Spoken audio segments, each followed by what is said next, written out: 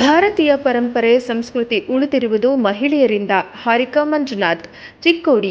ಭಾರತದ ಮೇಲೆ ಪರಕೀಯರು ನಿರಂತರವಾಗಿ 1000ಕ್ಕಿಂತ ಹೆಚ್ಚು ವರ್ಷಗಳ ಕಾಲ ದಾಳಿ ಮಾಡಿದರೂ 100 ಕೋಟಿಗಿಂತ ಹೆಚ್ಚು ಜನರಲ್ಲಿ ನಮ್ಮ ಸಂಸ್ಕೃತಿ ಪರಂಪರೆಯ ಆಚರಣೆ ಉಳಿದಿರುವುದು ಮಹಿಳೆಯರಿಂದ.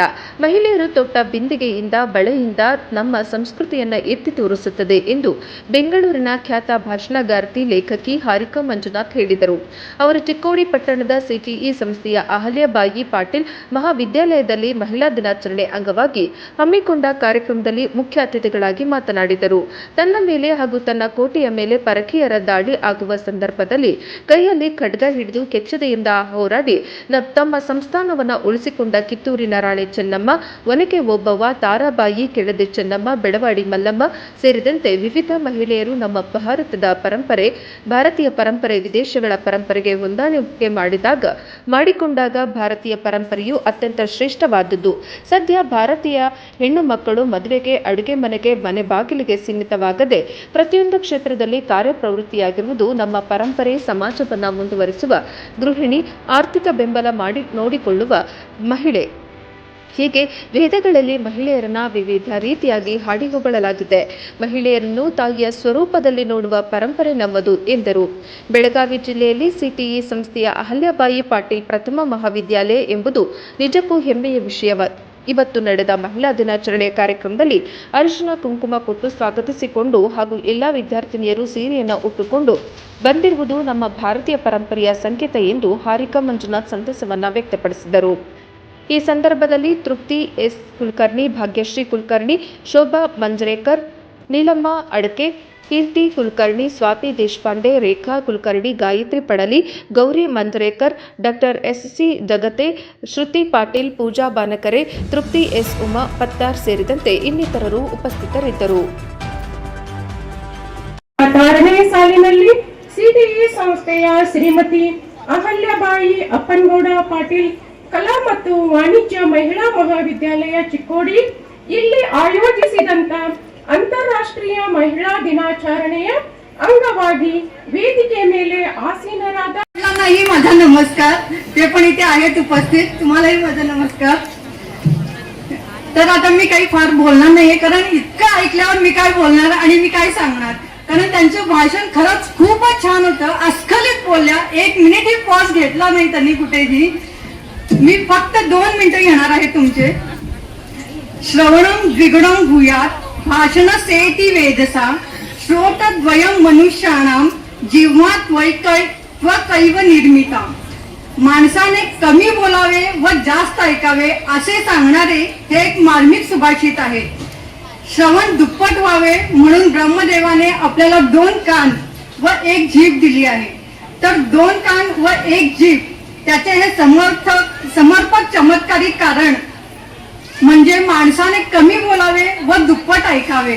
मला असं वाटतं ब्रह्मदेवाने आज 4 कान दिले असले तरी चाललं असतं, कारण एवढ्या छान कुमारी हारिका मंजुनाथ इतकं छान बोलत होत्या की त्यांचं बोलणं संपतच जाऊ नये. आणि मी फक्त एवढंच सांगते, म्हणून विद्यार्थ्यांनी खूप छान मनपूर्वक श्रवण करावं आणि नीट ऐकलं की ते जास्त अभ्यास केला जातो आणि तुमचं भविष्य उज्ज्वल होतं. महिलांच्या शिक्षणासाठी ज्ञानज्योत लावलेल्या आपल्या सावित्रीबाई फुले यांच्या कालच आपल्या पुण्यतिथी झाली. त्यांनी आपल्या शिक्षणाची सुरुवात करून दिली. आणि सावित्रीबाई फुले यांच्यासाठी मला फक्त थोडंसं म्हणावं वाटतंय. तू लाविले रोप शिक्षणाचे त्याचा वेलू भिडे आभाळाला थेट. तुझ्या प्रयत्नांनी शिकतात पोरी सामर्थ्यांची दिली तूच मोठी भेट. म्हणून मुलींनो, खूप शिका, सामर्थ्यशाली व्हा, धैर्यशील व्हा. तुमच्या उज्ज्वल भविष्यासाठी तुम्हाला खूप खूप शुभेच्छा. जसं हारिका मॅडमांनी सांगितलं की आपली भारतीय संस्कृती जपण्याचा आपण जपतो, हा फक्त ह्या महिलाच करू शकतात. आणि समाज सुधारक पण आपण महिलाच करू शकतात. समाज पुढे न्यायचा असेल तर महिलांचं प्रोत्साहन खूप असतं.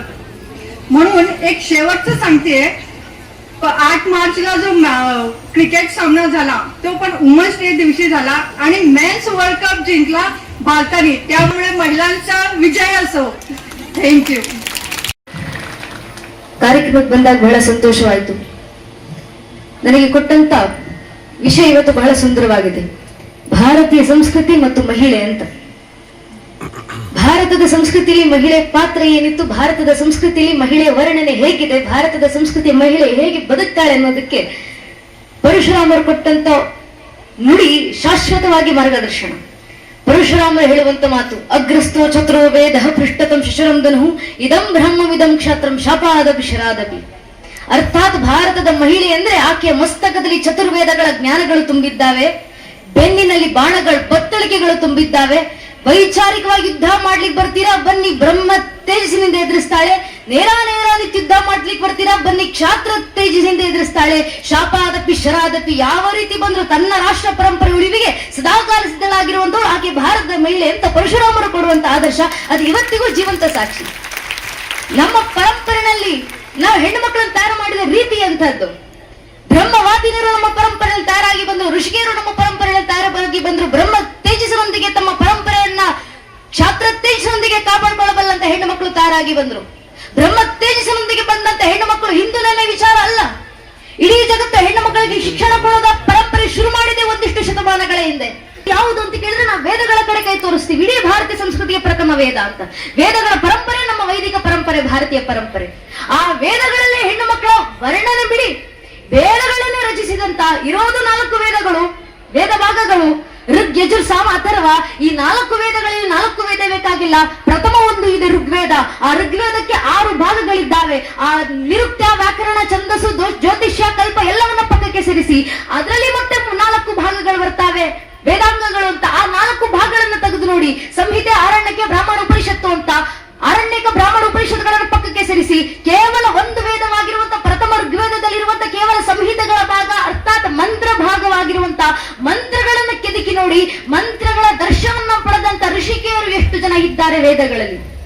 ಸ್ವತಃ ಋಗ್ವೇದದ ಸಂಹಿತೆ ಹೇಳುವಂತ ಪ್ರಕಾರ ಇಡೀ ಋಗ್ವೇದದ ಮಂತ್ರಗಳ ದರ್ಶನವನ್ನು ಪಡೆದಂತ ಋಷಿಗಳಲ್ಲಿ 30 ಜನ ಋಷಿಕೆಯರು ಹೆಣ್ಣು ಮಕ್ಕಳು ಕೂತು ವೇದಗಳನ್ನು ಬರೆದವರಿದ್ದಾರೆ. ನಾವು ಬರೆದಿದ್ದು ಅಂತ ಹೇಳೋದಿಲ್ಲ, ಕಾರಣ ವೇದಗಳ ಮಂತ್ರ ಸದಾಕಾಲ ಸತ್ಯ, ಸತ್ಯಕ್ಕೆ ರಚನೆ ಇಲ್ಲ, ಸತ್ಯದ ದರ್ಶನ ಪಡಿಬಹುದಷ್ಟೇ. ದರ್ಶನವನ್ನು ಪಡೆದಂತ ದಾರ್ಶನಿಕ ಋಷಿಕೆಯರು ಯಾರಿದ್ದಾರೋ ಅದರಲ್ಲಿ 30 ಜನ ಋಷಿಕೆಯರು ಹೆಣ್ಣು ಮಕ್ಕಳು ಕೂತು ವೇದಗಳನ್ನು ಬರೆದವರಿದ್ದಾರೆ.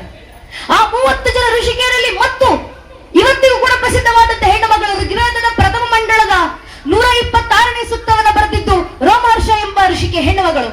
ಋಗ್ವೇದದ ಪ್ರಥಮ ಮಂಡಳದ 179ನೇ ಸೂಕ್ತವನ್ನು ಬರೆದಿದ್ದು ಲೋಪಮುದ್ರ ಎಂಬ ಹೆಣ್ಣು ಮಗಳು. ಅಗಸ್ತ್ಯರ ಜೊತೆ ನಡೆಯುವಂತ ಸಂವಾದದ ಮಂತ್ರ ಭಾಗ. ಋಗ್ವೇದದ 5ನೇ ಮಂಡಳದ 26ನೇ ಸೂಕ್ತವನ್ನು ಬರೆದಿದ್ದು ಅಗ್ನಿಸ್ತುತಿ ಹೆಣ್ಣು ಮಗಳು.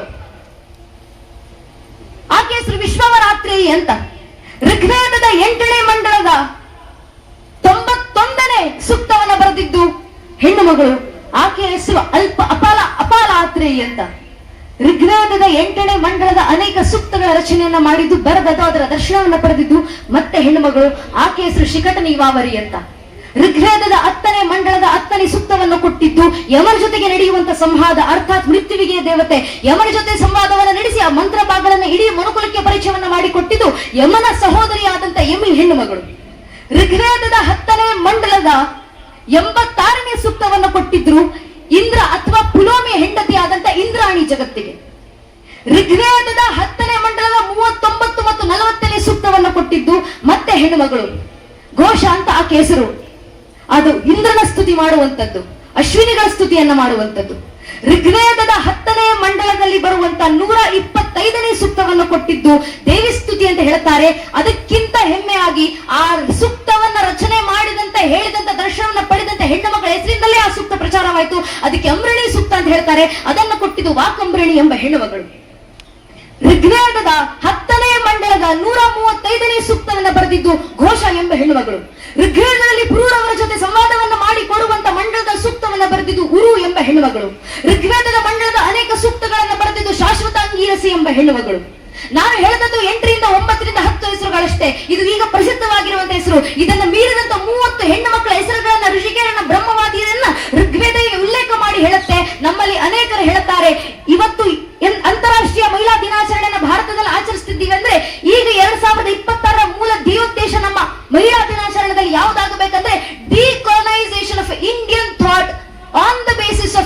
ವುಮೆನ್. ನಮ್ಮ ಒಂದು ಕೊಲೊನೈಸೇಷನ್ ಮೈಂಡ್ ಸೆಟ್ ಅನ್ನು ಬೆಳೆಸಲಾಗಿದೆ.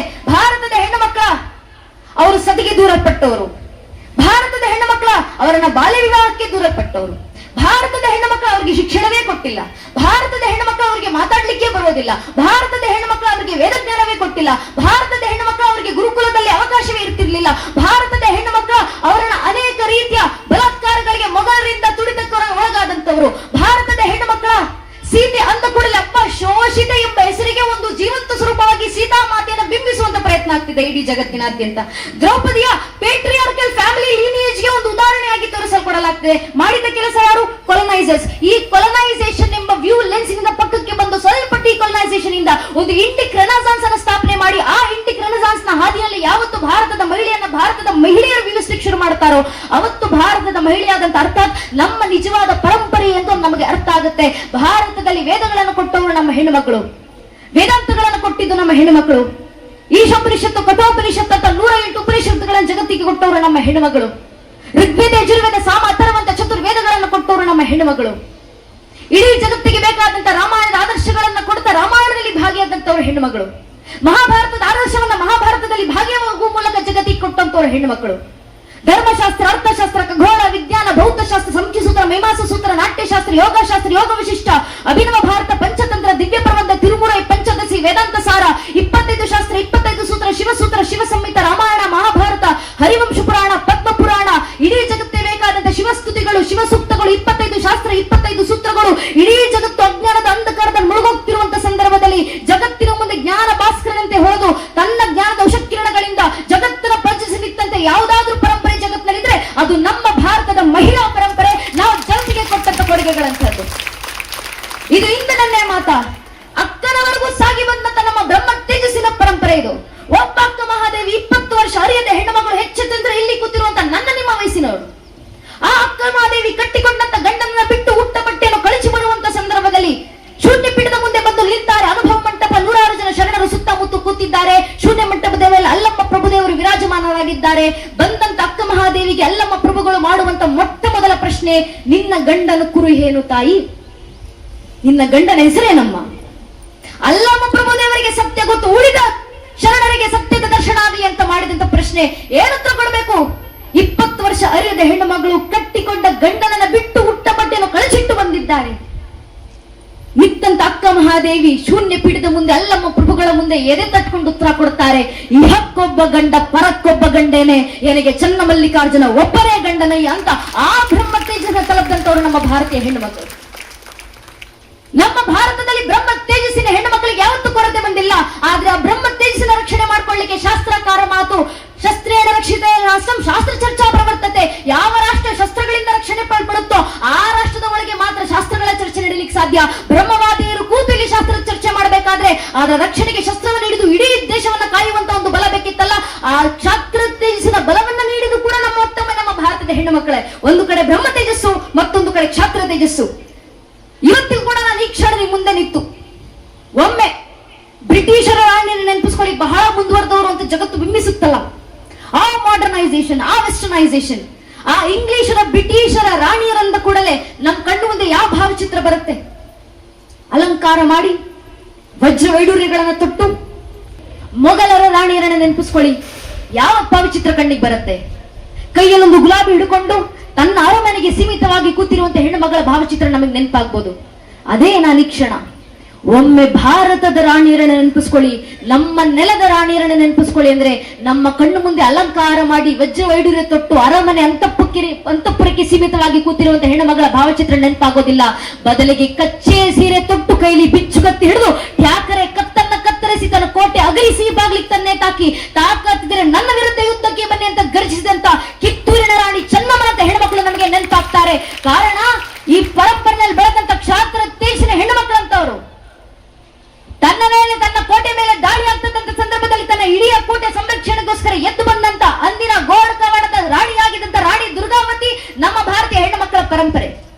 ತನ್ನ ಅಹಮದ್ನಗರದ ಕೋಟೆ ಮೇಲೆ ದಾಳಿ ಆಗ್ತಿದ್ದಂತ ಸಂದರ್ಭದಲ್ಲಿ ತಾನೇ ಕೂತು ಕೈಲಿ ಕತ್ತಿಯನ್ನು ಹಿಡಿದು ಬಂದು ಅಹಮದ್ನಗರದ ಕೋಟೆಗೆ ರಕ್ಷಣೆಗೆ ಸಿದ್ಧವಾಗಿ ಇತ್ತು ಅಕ್ಬರನ ಸೇನೆಯನ್ನು ವಿರೋಧಿಸಿ ನಿಂತ the legend of Ahmedabad Chand baby ನಮ್ಮ ಭಾರತದ ಪರಂಪರೆ, ಭಾರತೀಯ ಕ್ಷತ್ರಿಯ ಪರಂಪರೆ ಹೆಣ್ಣು ಮಕ್ಕಳು. ತನ್ನ ಕೋಟೆ ಒಳಗೆ ಹೈದರಾಲಿ ಸೈನಿಕರು ಮೋಸಡಿಸಿದ